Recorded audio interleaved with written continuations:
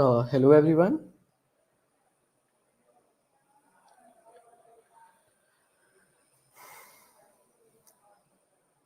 I hope you can hear me.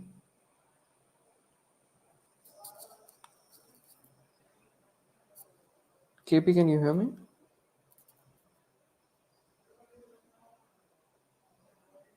Could you unmute? Yeah, it's okay. Hello, am I Yeah. audible? Yep. Yeah. So, good evening, everyone. Welcome to the final session of our Techloop series. We are here on behalf of IEEE-VIT Vellore in collaboration with IEEE CET for a session on Intro to Cybersecurity. My name is Kavipriya, and I'm pursuing BTech in Computer Science with Business Systems. Hi guys. I'm Alok. I'm from BTech Computer Science. I'm Aditya. I'm pursuing CSE core from PTech in VIT. Yeah. So today we are going to have a peek into the interesting world of cybersecurity. So now Alok is going to show you all a visual representation of how it looks in those films when you want to bypass a firewall and hack into the mainframe. Okay. So, wow, this looks pretty complex. Um, we have a binary level encryption. Didn't we learn binary in first grade? Yeah, so it's a piece of cake. Oh, I think we're getting the data. Yeah, we're getting closer. Okay, we're getting it. Please work. Come on. Okay, and yep, yep, I'm in. Yep. So what you all just saw is your typical Hollywood representation of hacking, and probably the only realistic part of it was when Alok was begging the computer to work. It was actually a simulation prank website called geektyper.com. So this was just to show you all what is not cybersecurity in order to understand what actually goes on. Before we see what cybersecurity is, I have a question. Why do we need cybersecurity? Yeah, so you might have heard stories that your friend's Instagram account was blocked all of a sudden, or even your grandparents' money got lost from their bank account, or you might have heard the news that Domino's had all its customer data leaked recently. So, in order to understand what happens behind this, you need to know why it happens, right? So, we need to know how to prevent it. So, that is why we need cybersecurity. So, then what is actually cybersecurity? Yeah, so what's actually cybersecurity? Well, if you want a Google definition, cybersecurity is the practice of protecting systems, networks, programs, and devices from cyber attacks. It is important because government, military, corporate, financial, and medical organizations collect, process, and store unprecedented amounts of information on computers and other devices, and a significant portion of that can be sensitive. And the main purpose is to defend those assets against all threat throughout the entire life cycle of a cyber attack. But according to us, in simple terms, it is securing something from unauthorized access and making sure that it reaches only the right people. Now, what is that something? What do you all think? Let us know in the comments. Yeah, what do you think? What do you think What is do that we need to something? protect? Yeah, can we have some comments? What do we need to protect in the field of cybersec?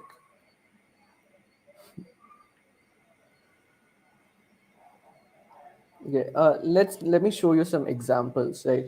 So let's think of a bank account. So we have your bank account password, then you have your ATM pin, then you have your UPI pin. Yes, yes, as Tarun said, sensitive data.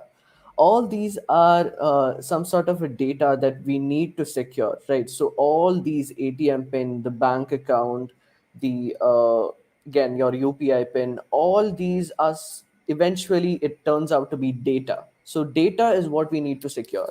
So be it your password, ATM pin, anything, it is data in its purest form. So as I said, as KP said earlier, cybersecurity secures something, right? So and that something is data. So now we know what to protect, but the next question comes how to protect the data, right? So that is where CIA comes in. So, what do you think is CIA? We have three letters here CIA. Can anyone guess the full form? Put Yeah, your guesses in the CIA. comments. CIA. This is going to be fun. Yeah.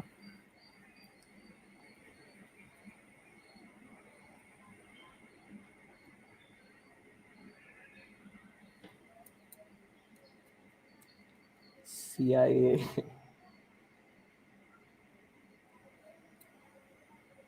You people might think it is the Central Central Intelligence Intelligence Agency, Agency. but no. Okay, God, Vibhuti giving out the answers. Yeah, Yeah. no, not the USA. Organization that likes to play with nuclear warheads. No. Yeah. We expected Central Intelligence Agency. Yeah. So the CIA we are talking about is the CIA triad: confidentiality, integrity, and availability. So these three concepts is, as you can see here, protects the data, surrounds the data. So together, these three principles are what forms the cornerstone of any organization's security infrastructure. Right. So let's just break down these terms and look at each one of them. Confidentiality. So this means that data, objects, and the resources are protected from unauthorized viewing and misuse. So confidential data often has value, and systems are therefore under frequent attacks as criminals hunt for vulnerabilities to exploit. And nobody wants to deal with the fallout of a data breach, whether it's financial data, credit card numbers, trade secrets, or legal documents. So everything requires proper confidentiality.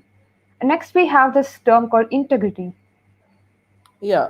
So we can see this GIF here that that the person is cutting the pizza and making it a less number of. So when he cut the portion from the pizza, it actually looks like it is the actual pizza, but the portion is cut, right. So the integrity of data means that when you have any change in the actual data and appearing though it is the actual data, right. So you need the data as it is. So say your date of birth is 1st April. So in the database, if it's somehow changed into 2nd of April, that's not your DOV.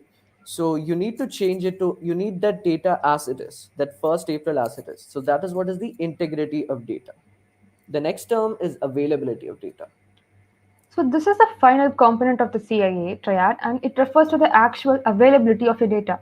So data availability means that information is accessible to authorized users. So it provides an assurance that your system and data can be accessed by authenticated users whenever they're needed. And similar to confidentiality and integrity, availability also holds great value. So because data can only be it has only value if the right people can access it at the right time. So we hope you understood the CIA triad and its components. If there is any doubt, please comment in the chat box. Yeah, if there's any doubt, shoot it.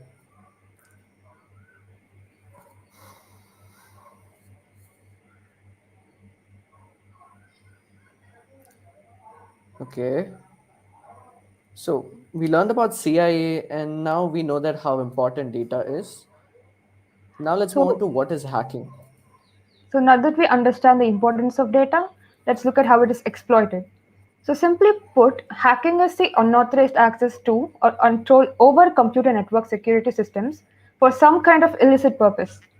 Hackers are usually motivated by monetary gain, causing loss of data, financial loss, and other significant damages. Usually, hacking is not always a malicious act, but it is mostly commonly associated with illegal activities and data theft by cybercriminals.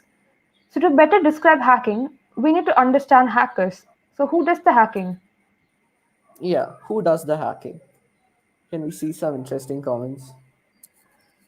Uh, we learned what hacking is, what we need to protect. Yep, who does the hacking? It's a pretty simple answer, guys.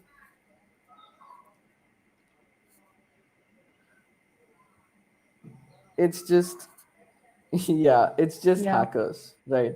So we need to know what are the different types of hackers. This is pretty famous. So the three hats of hackers. The word hacking brings a dark vibe around us, right. So with our mind picturing bad guys, but like in any movie or in life, if there are bad guys, then there are good guys, and then there are supporting actors. So white hat hackers are the good guys, black hat the bad guys, and the gray hat are partially good and partially bad. So, for example, the hacking group Anonymous, if you have heard, can be called as gray hat hackers, as they eventually have a good intention towards the society. but they may not necessarily have the right permission of breaking and entering. White hat hackers have the permission of breaking and entering. So we'll see what they are in the next slide. Black hat hackers are actually the people who does it for malicious purpose without the permission and for monetary gain or some gain of some sort. So, what is ethical hacking?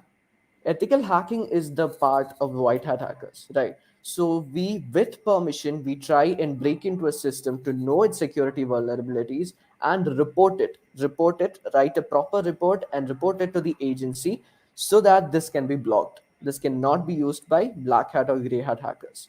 Right, so that is what is ethical hacking. Remember the point, we have the suitable permissions. We have particular permissions to break in and enter into a computer or any system. So now that we know what ethical hacking means and the types of hackers, let's find out how it's actually done. To understand something, we need to look at its methodology and also know what's happening in each step. For that, let's break into a bank. Yeah. So we're going to break into a bank, and the first thing that we need is we need to choose which bank to break into. So we observe a lot of banks from the outside. Look at how many people visit, look at how many people leave, check if there is a police station nearby, how remote it is. So all these data gathering is called as reconnaissance, right? So it is pretty vague, but we get a little bit of data about what we're going to do, right? So that is what is reconnaissance. It's called recon. The next stage is scanning and enumeration. Yeah, so during the recon phase, we just scouted the surroundings. So now let's take a closer look. Here we enter the bank, dressed as normal citizens, and take note of the number of people at a particular time, the break times of the staff, locations of various lockers and vaults, like possible exit and entry points. So now we have a pretty good idea of our target from the information we gathered in recon as well as scanning and enumeration phase. Let's look at the next step. Yeah, gaining access. So we know where is the perfect spot that we need to get in. We know all the spots. Now we need to plan which is the best spot to get in. Enter into the bank. That is what is gaining access. So you enter into the bank physically, and then you do whatever you want. You grab the millions of dollars you want, and the next step is maintaining access. Yeah, great. We have gotten what we wanted by gaining access, but what do we do next? We went through all this hard work to just get away? No, that would be foolish. So we make sure that we have a way back to access the resources again. So in this case, it can be analogous to like digging a tunnel inside the wall to get the money again. Yep. After that, the last step is covering tracks. So we got what we want, we maintain the access, we have done everything. But the last and pretty important step is covering the tracks. So you don't want to get caught. Whatever you do, any breaking and entering that you have done before, you no one should notice it. So every fingerprints, every footpath, you should clear it up. So that is what is covering tracks. No one should know that we broke it. We broke into the bank. So we compared it with the bank. Now let's just see what actually happens. So we have like a recap of the five stages of ethical hacking methodology. The first step is reconnaissance, and it's nothing more than the steps taken to gather evidence and information on the targets you want to attack. And then scanning and enumeration is like when the hacker starts touching the systems. It's like take the information you gathered in recon and actively apply the tools and techniques to gather more in-depth information on the targets. And then what is gaining access, Alok? Yeah, gaining access is when you actually you figured out all the ports and all the versions of the software that you use in scanning and enumeration. And gaining access is when you figure out the vulnerability in those ports and everything and try to exploit them. So you try to exploit them and actually gain access to that. Then we have the step of maintaining Maintaining access. access. So in this fourth phase, hackers like attempt to ensure they have a way back into the machine or system they've already compromised, so that all our hard work we did in the first three stages don't go to waste. And then Yeah. we have covering tracks. This is like the final phase, and they attempt to conceal all their success and avoid detection by any security professionals. So Yeah, we have so our that five means stages. yeah, that Yeah. means all the logs, right? So any logs that we broke into, everything will be cleared. All these tracks will be covered. So someone has asked, do we have practicals in this session? So we do have Stay tuned. practicals in the session. Stay Stay tuned. tuned. We We have will some be pretty having some interesting ahead. interesting stuff. Yep. Okay. So we went through all these methodologies or all these phases of hacking. So before that, if anyone has any doubts in these 5 stages of ethical hacking methodology, please ask, or else we can move on.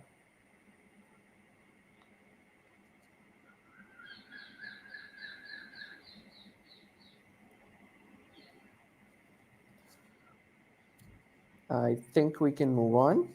So, yeah, again, so now there are certain kinds of attacks, right? So we looked through all these phases of hacking, but there are these kinds of attacks when it comes to the cyber world. So let's just look at some of these common attacks. First, we have DOS. So we have DOS and DDoS. So DOS is denial of service. In denial of service attack, the attack is meant to shut down a machine or network, making it inaccessible to its internet users. So DOS attacks accomplish this by flooding the target with traffic or sending it information that triggers a crash. So you can look at the GIF in that in DOS, one computer is like sending lots of requests to this server and then it's crashing. And there's something else called distributed denial of service, and in that you can see that the in DDoS you have different computers sending multiple requests to the same server, and ultimately it's crashing. So both types of attacks overload a server or web application with the goal of interrupting services. Though DOS attacks do not typically result in theft or loss of significant information or other assets, they can cost to like a great deal of time and money to handle. Next, we have Next, we have something called as phishing. So, phishing is where the attacker actually tries to mimic a certain website by force stealing your credentials, right? So, we have maybe it's the bank website. So, we have an example of an email here. So, saying that we detected unusual activity on your Bank of America debit card. So, please sign into your account, and there's given a link. But that is not actually the bankofamerica.com link. So when you go to that link, you see it's pretty similar to the actual website, but then you don't actually you enter your credentials and then it's gone. Your account is just gone. The password might be sent to the attacker. So here is a real life phishing example of the baby getting fished, right? So the baby, yeah, it's pretty funny. So I'm going to show you a quick demo of what phishing actually is. KP, I've sent you a great Facebook post. oh yeah, let me check. Check it out. It's pretty funny. Yeah, is my screen visible? Yeah, yeah. So yeah, okay. I'll log in my Facebook and check it. Oh,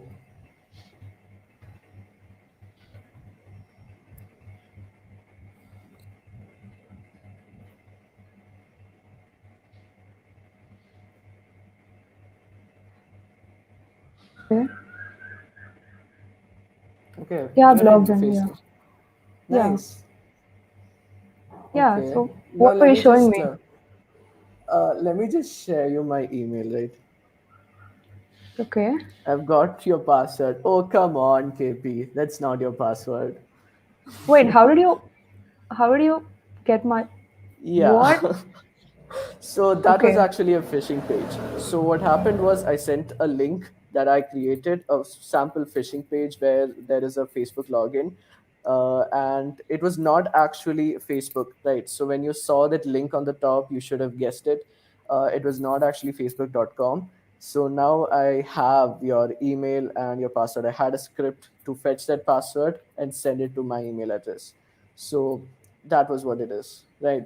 So that is what is phishing. Now we're going to see again.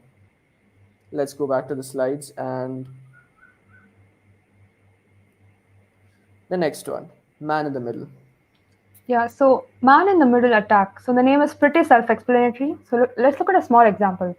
Say there's someone impersonating as your regular mailman, and this attack is equivalent of that mailman opening your bank statement, writing down your account details, and then resealing the envelope and delivering it to your door. So a man in the middle attack is a general term for when a perpetrator positions himself in a conversation between a user and an application. either to eavesdrop or to impersonate one of the parties, making it appear as if a normal exchange is taking place. So the goal of this attack is to steal like personal information such as login credentials, account details, and credit card numbers. Yeah. So the next attack is parameter tampering. Let's just take the same example of the bank. So I write a check to KP, say that a couple of say 1,000 rupees, I give a check, but KP kind of changes it, adds a couple of zeros, and then gives it to the bank. So that is what is parameter tampering. So you get a request from a user, and then you change that request. There is a man in the middle, right? There is a proxy, or there is a person in the middle that changes your request and sent to the server. And the server relays back the request with the manipulated request, the tampered request, and then sends it back to the user. So we are changing in the middle of the communication, right? So that is what is parameter tampering. So next we have cross-site scripting, and I invite Adi for the same. Am I on the stream? Yeah, you are Adi. Cool. So hello people, I'm Adi and I'm going to be taking the XSS part for this. So let me start with an example. Okay. Imagine you go to a supermarket to get your groceries, and that is the usual supermarket that you visit, right? And suppose they have like a little device that you can use to check for the quality of the products. And that is what you rely on. So you go there, you check for those products using that device, and then you, based on what the device says, you buy certain products, right? Now imagine somebody else comes into that store and replaces or tampers with that device. Now, when you go to the supermarket, you are still using that device only to check products, right? But this time the device is giving you wrong answers. As you can see in this GIF, I know it is a bad GIF, but work with it. This device is looking at this watermelon and saying it's a perfect watermelon when it is not, right? So without even like knowing, you are being tampered with and you're going to buy bad products. It is sort of how XSS works. So XSS, in short, is basically an attack in which you inject some code into a website that a lot of people access. So when other people access that website, that code will run on their browser and it will do something that you intended for happening, right? Let me give you an example. So say you have a banking website, right? Since we are going on the theme of banks, suppose you have a banking website. Now you go to that website and make transactions, right? Now, what if I, as a hacker or like a malicious person, wants to make transactions on your behalf and transfer this account money to my account, right? So you would ask, why can't I just make my own script and tell that to that bank website, ki run this script, which makes anybody who visits that website transfer that money to my account? That is not possible because there is something called same origin policy in browsers, which tells the browser that you can only run scripts and documents that get sent to the browser by the same origin as the website. You might have a question on what an origin is. So an origin basically means the domain name has to be same, the port has to be same, and the protocol has to be same. So therefore, if I have a malicious script on maybe some site called evil.com and I have a bank website, I can't run scripts on from evil.com on that bank website. That is not possible. And that is where XSS comes in. The job of XSS or cross-site scripting, I'm going to be referring to it as XSS because I don't want to say that long word again. XSS is basically an attack in which you make the same origin load the scripts. If the website only is loading the scripts that you sent it, then the browser won't deny it and it will run the scripts, right? That is what the goal of XSS is. Okay. So XSS, in short, is injecting code into a browser that will be seen by other people. And since it is loading from the same origin, they will run that script and it can lead to malicious activity. Let me show you an example. Okay. Imagine this is your website, right? A normal website where you write thoughts that come to your mind. I can write any thought. Hello, this is a random thought. Right. And I press submit. Now this thought comes up on this area, right? And anybody else who visits this website can read all the thoughts that other people have put up. There is also another feature of upvoting a comment or a thought, right? Of course, this is not how upvotes actually work. I know you can only upvote one thing one time in most places, but for the sake of the demonstration, this should be good enough. So as you can see, whatever we type in here gets shown to everybody else, right? And every comment that we type here is being sent by the same origin to this front end, to this browser. So that can clue you in on the fact that XSS might be possible, right? Because the content that we write is in the end being sent by the same origin to the browser. So we can try for different types of stuff. What if we write HTML in here, right? Because if we look at the source of this page, we can see whatever comment I typed, hello, this is a random thought, got sent here and it is being put here in the HTML. I hope like you guys do understand HTML, because otherwise this might be slightly difficult, but hang on, right? So whatever input I put is being rendered here. So what if I try to write HTML in here, right? Something that can lead me to see if there is like input sanitization.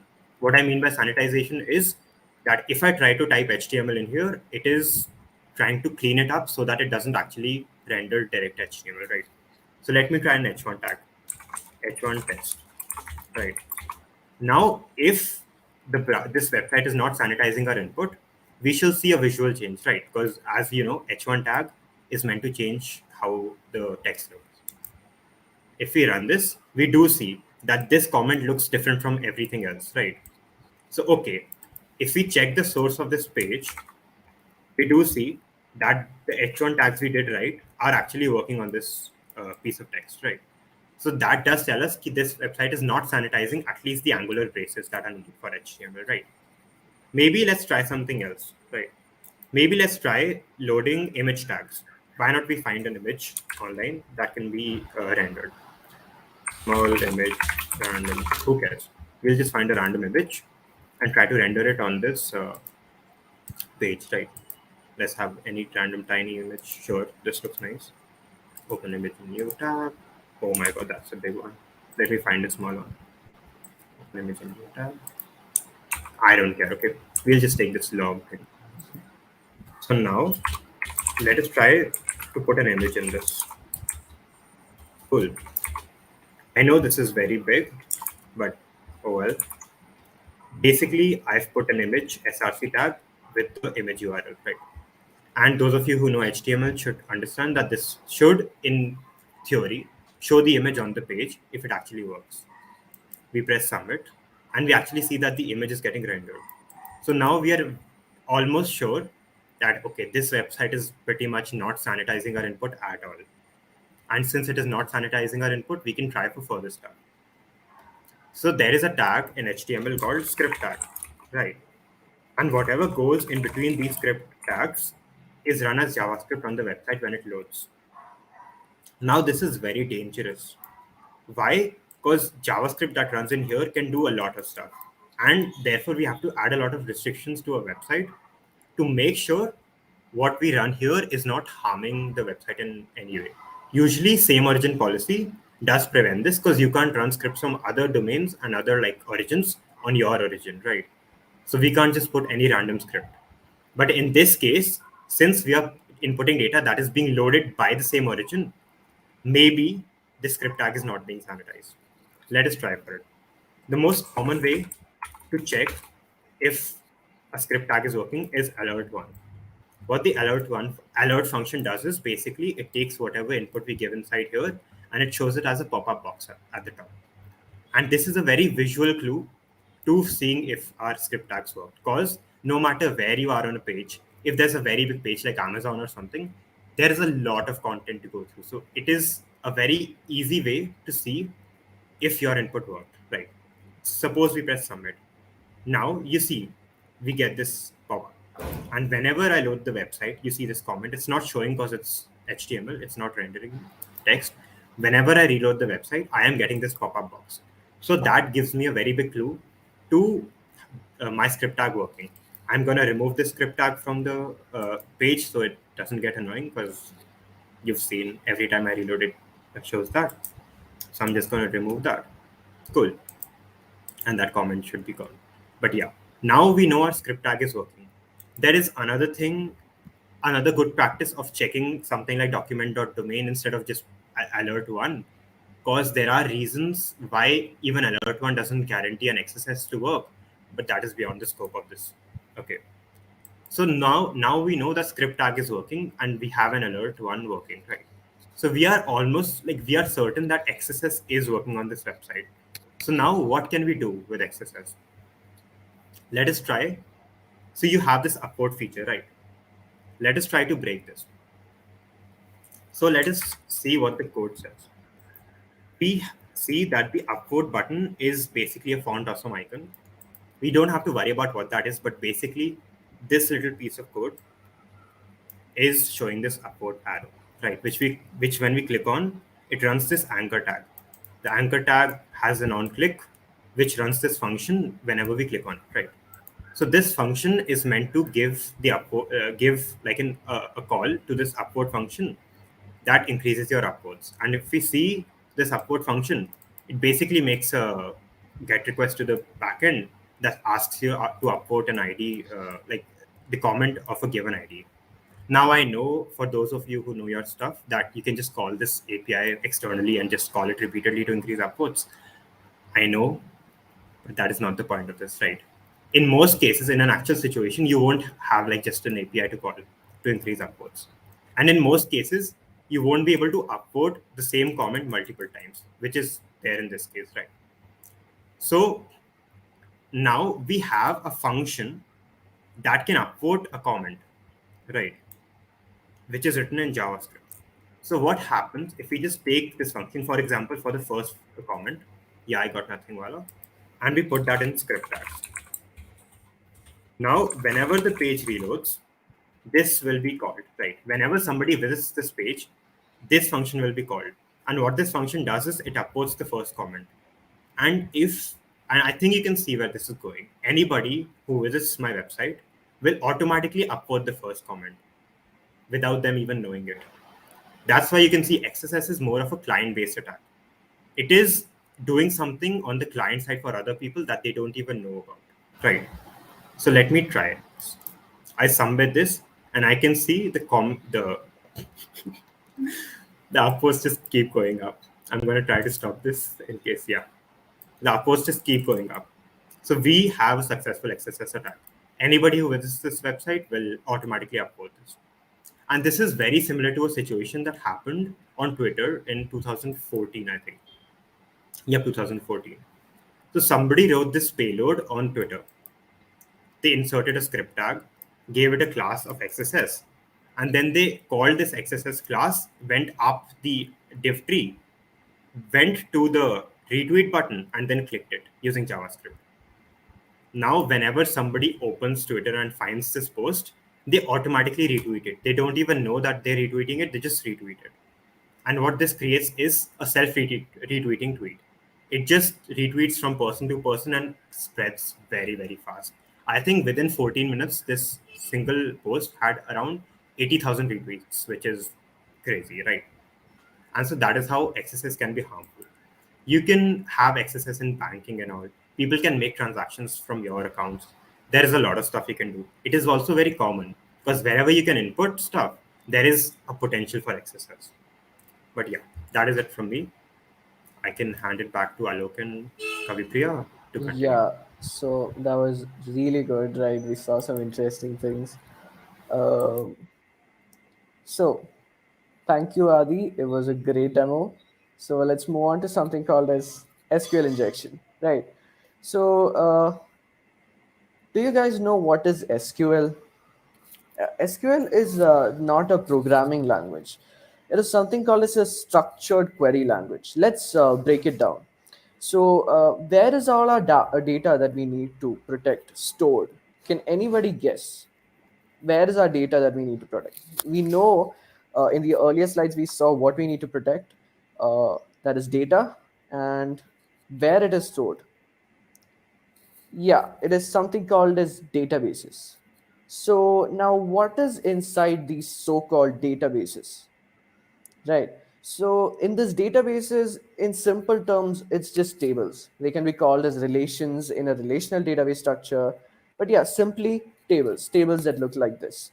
So if we look at this, we have column names like EMP first name, employee ID, first name, last name, and we've got our data or rows, which are called as tuples. And now coming back to SQL, if I want this data in our program, say I want just the employee IDs, then this query will return. Yeah, we've got in the SQL, what it is it's just a couple of all these tables, right? We've got a lot of tables in this SQL, in an SQL database. So again, coming back to SQL, if I want this data in a program, say I want just the employee ID, I use something called as a query. It is a single line of code of SQL. So then this particular query, select employee ID from employee, is going to return all the employee IDs, like just the SN001, SN002, and all that. But what if I want all the data? Then we use something called a star, I mean asterisk. So we use a simple asterisk meaning all. So select all from employee will give me all the data. But again, a question. What if I want only Amesh's details? We use something called as a where clause. Select all from employee where first name is equal to Amish. So now I'm going to get that particular row of Amish, right? Then we have, what if I want Ashish's also? So I give an or in a where. So this is all just SQL will you where you'll be learning in courses, right? Like DBMS. So select all from employee where first name is equal to Amish or first name is equal to Ashish. So the output will contain both Amish and Ashish's data. But I'm going to show you a particular query. Select all from employee where first name is equal to Amish or one is equal to one. So 1 is equal to 1 is something that is always true, right? That means it is true for all the rows that you're here. So what we'll get as output is, let's just see in an actual SQL table, right? So I've got this query here, select all from employee where first name is equal to Amish or 1 is equal to 1. I just enter it and I get all the data. If you want to see earlier queries, we've got select all from employee where first name is equal to Amish or Ashish. Then we get first name is equal to Ashish. We get both the data, right? Both the rows. But again, that or 1 is equal to 1 is what we're looking into. This is always true. So it returns all the tables that we have. This is exactly similar to this. Exactly similar, right? So let's just look at a actual example of SQL injection. So we've got say that we have a login page. So in a login page we have a query something like select all from users where username is equal to something and password is equal to something. But this is that query, right? So what if I change that query? What if I give the password as something quote or 1 is equal to 1? So the query which will replace that particular password in that place of something, you'll get this, right? So we are using that code to add another query into it. So what we'll get is all the data in this, right? So select all from users. So where this or is always true, you get all the data. Right. Again, we are using that code. The code will be here as well as here. So we are using that code to get all the data. So we've prepared a live SQL page. So I'm just gonna say something, a username and a password, and I'm gonna click submit. I get an invalid username and password. Now, when I go back,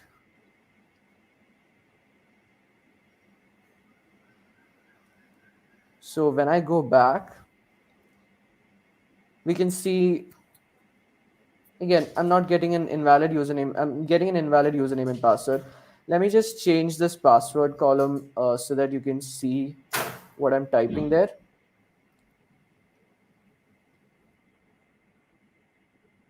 Now you can see what I'm typing there. I'm going to type in exactly what you saw in the PPT, something. or 1 equals 1. Okay.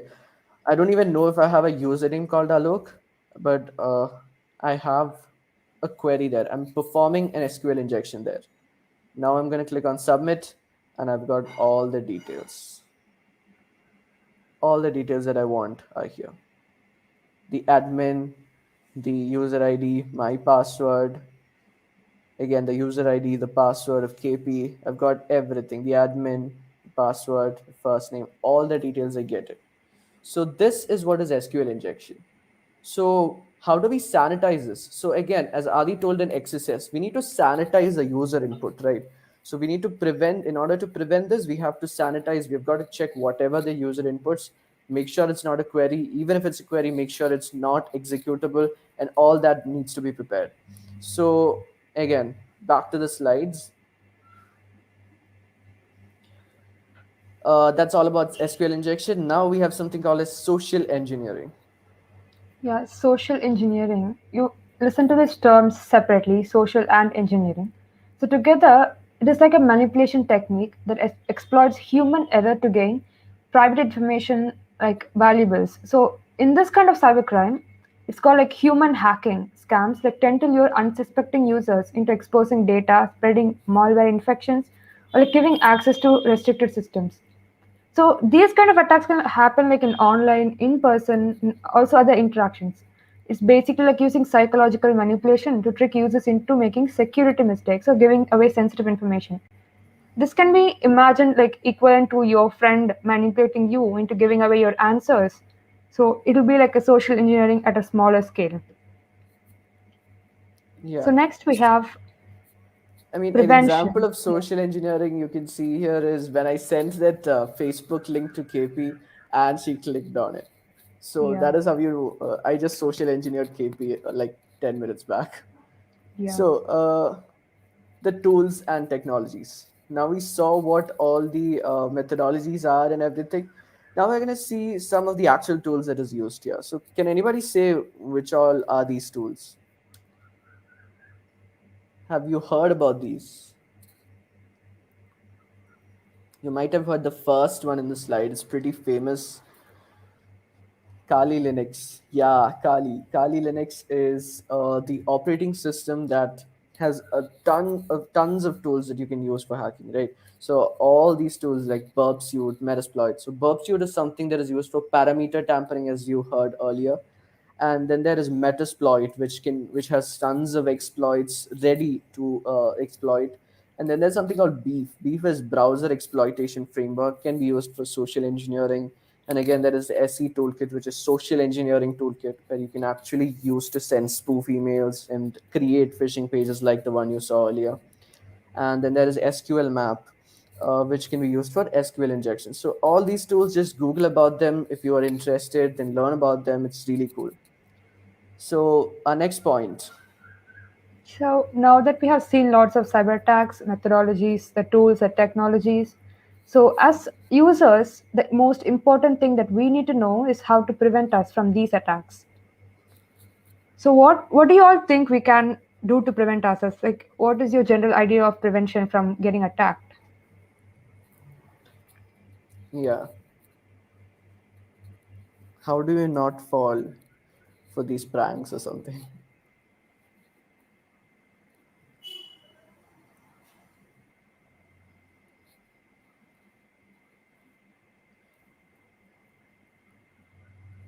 Well, yeah, you should not use password in firewalls and internet. I mean, you should use the antivirus, alphanumeric passwords. So let's just go through each one of them. So, like whenever you go to a website, always check the URL for HTTPS. HTTPS is like a highly advanced and secure version of HTTP, and it allows to secure transactions by encrypting the entire communication. Also, whenever you log in or have an email account, like enable the two-factor authentication for your emails and logins. Yeah, And also, whenever setting your password, please don't have it as my password, password 123, or your date of birth, or the year of your birth. Like set alphanumeric passwords, and also like don't reveal your passwords to anyone. Like, don't put it on social media or like in forums that are visible to everyone. Yeah, another thing is check if you've been pawned, or been in any data breaches. So if you wanna check if your email address or if even if your phone number is there, you can just go to the URL that is displayed on the slide. Using this URL, if you have, then you can check if you've been pawned. So if there is any kind of uh, any data breach has your email address or has your phone number, this site will tell you if there is any information.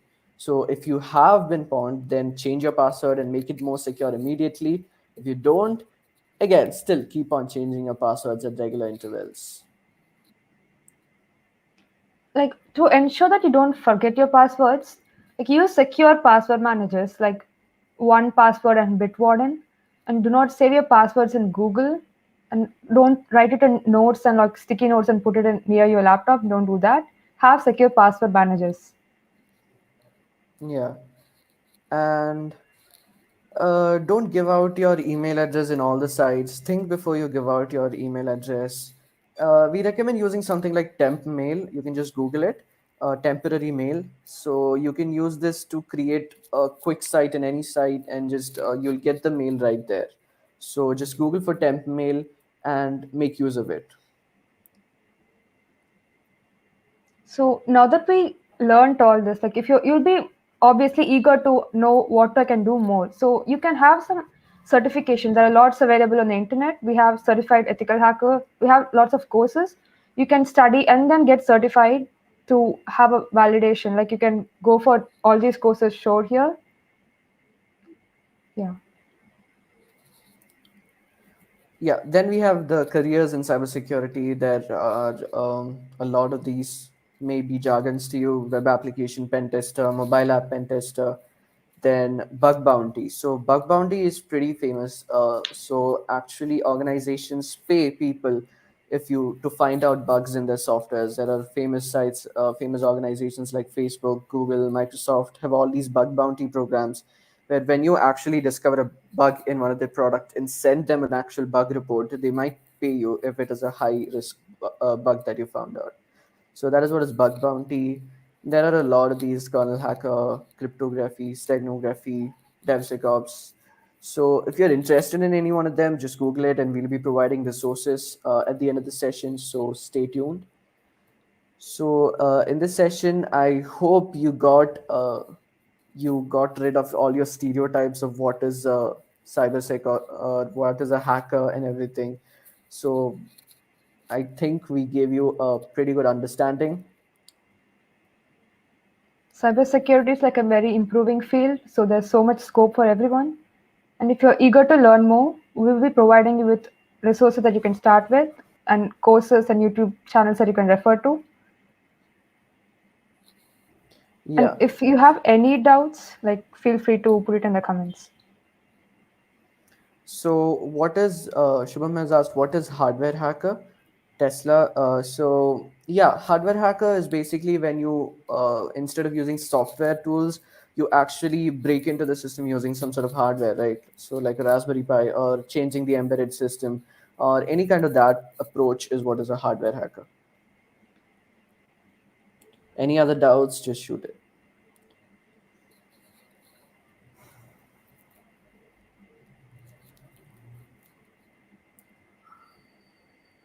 Okay, if there are no doubts, thank you So I guys. guess we have no doubts.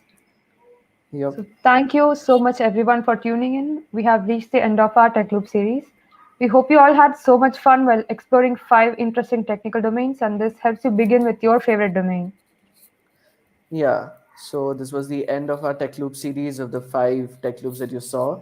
We hope you had fun in that. And okay, bye guys. Adi, you're muted. Okay, yeah. Sorry, that happens sometimes.